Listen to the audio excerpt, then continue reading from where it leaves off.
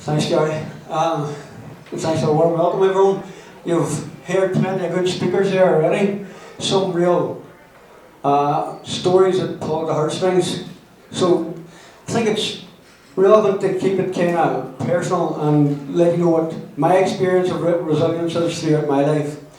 And although it says in the dictionary about resilience being the capability to recover quickly from difficulty, I think realistically it's not always just that easy. Because you need to be aware of the difficulty, and it's not always apparent. And what I mean by that is, my first experience of resilience came from my father. And it was the first of 3 times where he actually saved my life. I was aged 3. I was seriously ill in hospital. I was in an isolation ward. There was only a doctor and a nurse allowed to see me, and they were fully gowned up with masks. So the only other person that I remember coming in before seeing my parents again was a priest who gave me the last rites. So in effect, he was handing me back over to God. He was saying there was nothing left for me on this earth, that I was just going to die, and that was it. Nobody could save me. So he gave me the last rites. My mother came in and she said goodbye, and then my father came in. And he held my hand through the cot, and he told me that I could live. He told me that he believed in me. He told me that he knew that I could make it. So my resilience, first of all, came from him. Because before that I had no other option. I was going to die. No one told me any different. I didn't know any other way out. So he was the first person to believe in me. So to be resilient, you need others to believe in you as well, to help you on your journey. Now, from that day on, I know most people say that they're close to members of their family, but I was really, really close to my father. My father was particularly a small man in stature, but he was a giant in my eyes. He was my hero. And the second time where he actually saved my life was we were walking along the beach and I slipped under the water. I had long blonde curly hair at the time. It's not lovely. But that's all he could find. And it took him ages to find that. And eventually found my hair, and he pulled me out with my hair and he had to revive me. He had to give me a kiss of life and revive me. And that was the second time that he saved my life. So I had a real close bond with my father. And growing up, my father had a business in Derry, and which wasn't really commonplace for any business in Derry. My father served all communities. We delivered coal, and there was no place out of bounds for us. And growing up in the 70s and 80s, that was virtually unheard of. So, and even throughout that, my father was teaching me a lot. So when it was all the way through school, I was destined just to leave school and go and work for my father. I wasn't destined to do anything else.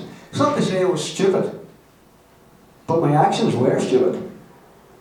Because when it came to exams time, I simply did the bare minimum and left. And I left school with minimal O levels, and I went to deliver coal.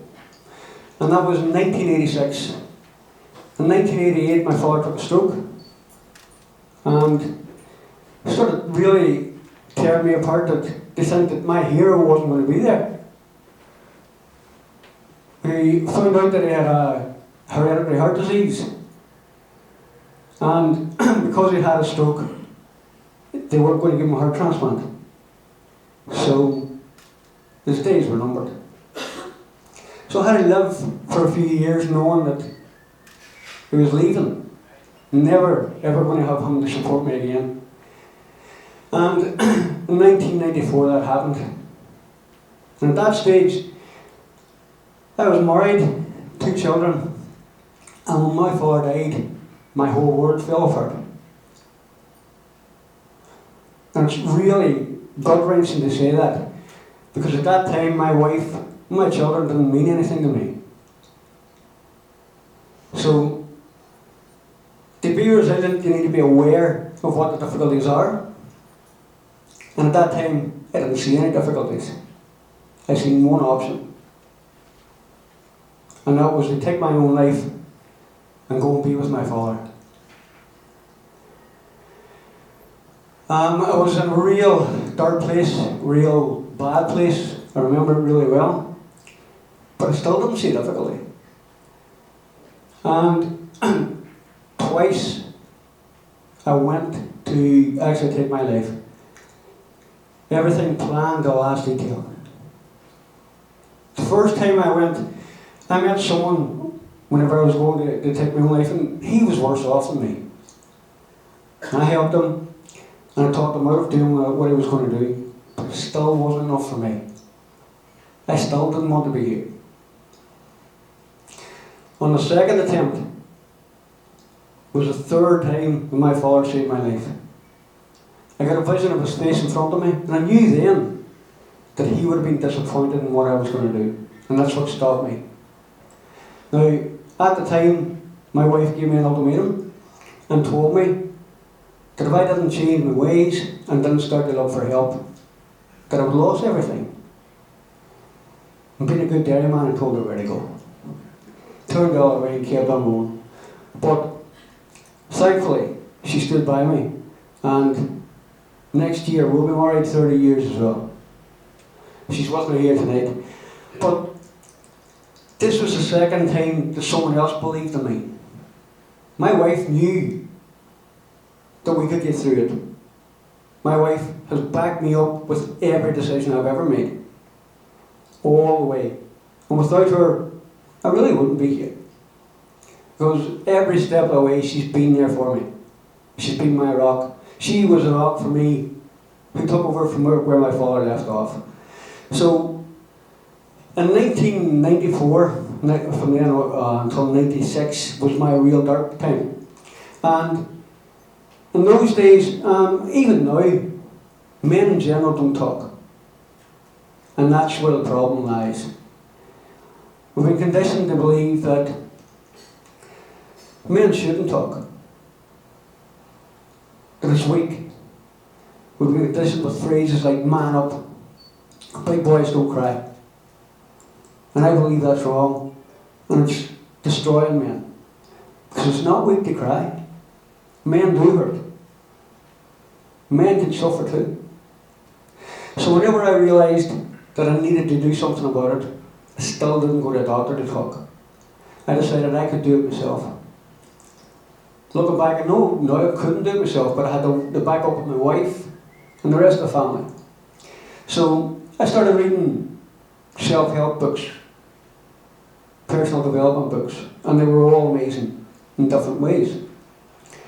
But whenever I stopped reading them, a few weeks after that, they started sliding again.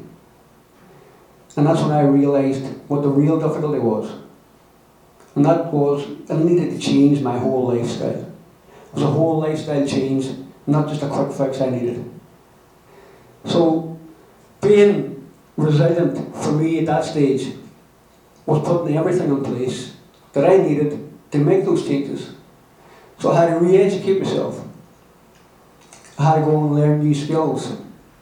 I had to learn new ways of living, new ways of being, without actually changing who I was. And for me, the light bulb moment came whenever I discovered NLP, which is neuro-linguistic programming. And through that, met some great people, Vivian included, and formed real amazing friendships. But not only did I make some real good friendships, but it totally transformed the way I was living. It transformed my outlook in life. It transformed from being in a real dark place to being someone who had real positive vibes, positive ideas, and started to become a bit of a go-getter again. And as always, my wife backed me up. By this stage, I had another business going. I was doing drain cleaning, much in the line of what Dana Road work. And I was actually doing their work in the northwest. But I wasn't fulfilled. And on a part-time basis, I was helping others. So I thought, if this is where I feel fulfilled by helping others, surely I should do that because that's where my passion lies. And I am truly a firm believer that whenever you are passionate about something and you follow that path, well then it's going to lead you in the right direction. And you'll never work another day in your life, and I haven't. I do get paid, but I haven't worked. So that's what I did. I went down that line and I formally trained in NLP. Through NLP, I formally trained in hypnotherapy and a few other therapies as well. And I began to help people on a regular basis.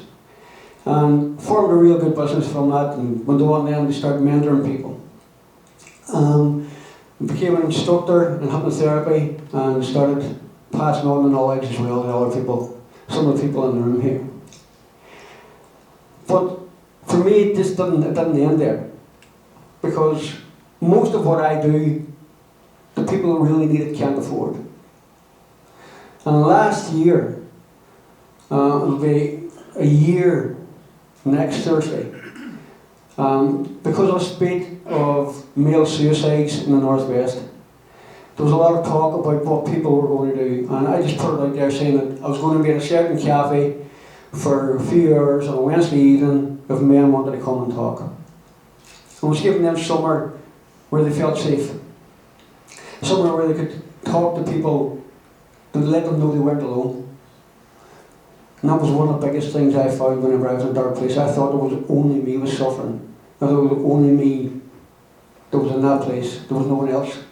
Which is why I didn't want to ask for help, because then I looked stupid and weak.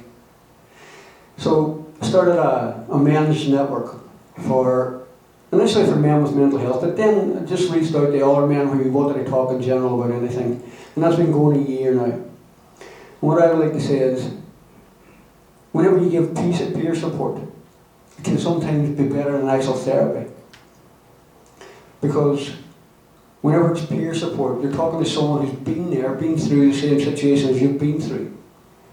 Same as networking, only you're networking with people who have had the same issues, who have found a way to get past their issues. So I find that the people in Northern Ireland are really resilient. I think we all have a responsibility to be resilient. And what I mean by that is, we have the ability to respond to the difficult situations that we have. In Northern Ireland, we've had loads of difficult situations.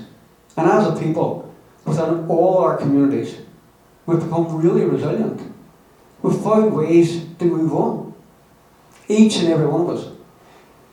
Started off by moving on within our own communities, within the so-called divide, which I don't really like to talk about, because I believe as a people, we are all resilient. And there's a lot of inter-community stuff going on now. Now, as we all know, the politicians in Northern Ireland also have a responsibility to be resilient. They have the ability to respond to the difficulties that they have created in this country. They have the ability to respond and help the health service for people's physical and mental health. They have the ability to respond and help business people, education, among countless other projects that they could, but they've chosen not to. But the people of Northern Ireland, don't let that get them down, because as a people we are resilient, we are responsible. We do respond to the difficult situations and we help each other out. You only need to look around the room here and see diversity of people who have all come together because of Gary initially. And because of Gary's charity.